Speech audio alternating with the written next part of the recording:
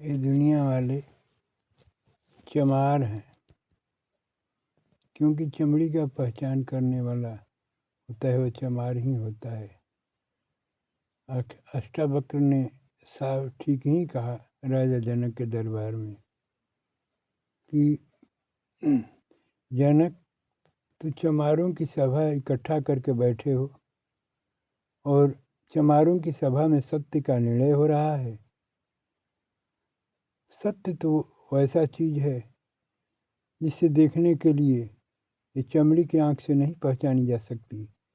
सत्य को पहचानने के लिए ज्ञान की नज़रिया होना चाहिए। वो ज्ञान की नज़रिया जिसकी सो गई है, मर गई है, से ज्ञान मर गया है, वो कहाँ से देख सकता है।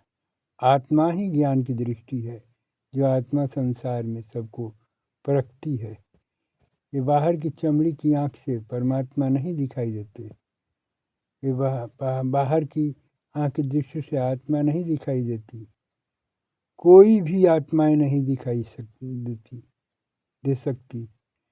इस आंख से परे वो जो है आत्मा की ज्ञान की दृष्टि है। आत्मा जो जागती है, आंखें खोलती है, तो ईश्वर सहित क्या समस्त आत्माएं दिखाई देती हैं, समस्त ब्रह्मांड दिखाई देता है। ये परम रहस्यमय सूत्र है। इसीलिए मैं कहता हूँ कि दुनिया वाले अंधे हैं, इन्हें सत्य का अनुभव नहीं है। ये अज्ञानी है। चमड़ी की आंख से संसार की संसारिक लोग परमात्मा को, भगवान को, ईश्वर को, ब्रह्म को देखना चाहते हैं। ये कभी नहीं देख सकते।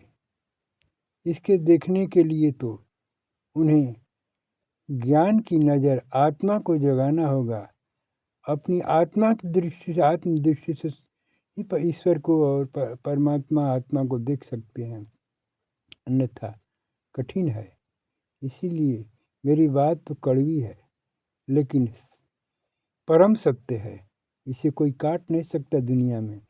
क्योंकि अष्टावक्र ने जब राजा जनक के दरबार में भरी सभा में जितने ब्राह्मण, साधु, महात्मा, जितने जो है भेषधारी बैठे थे, मठाधारी, लठाधारी, जटाधारी, सबके बीच में अष्टावक्र ने कही कि राजन, चमारों की सभा में इकट्ठा करके तुम बैठे हो, हाँ, और सत्य का निर्णय कर रहे हो।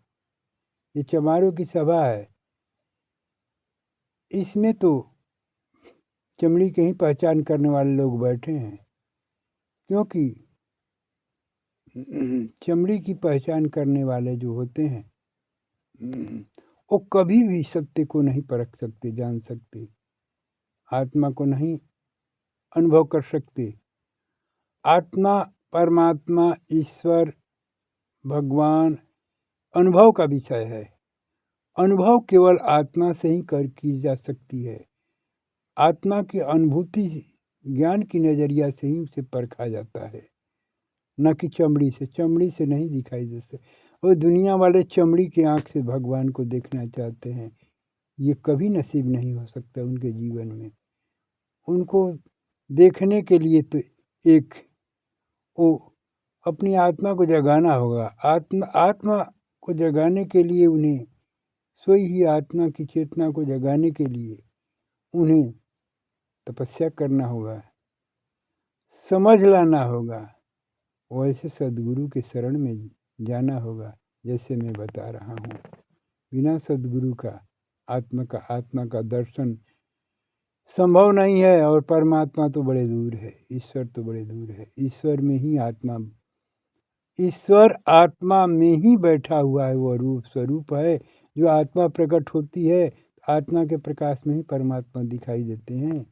ये सूत्र है ईश्वर को दर्शन करने का, भगवान को पाने का। ओम शांति शांति शांति।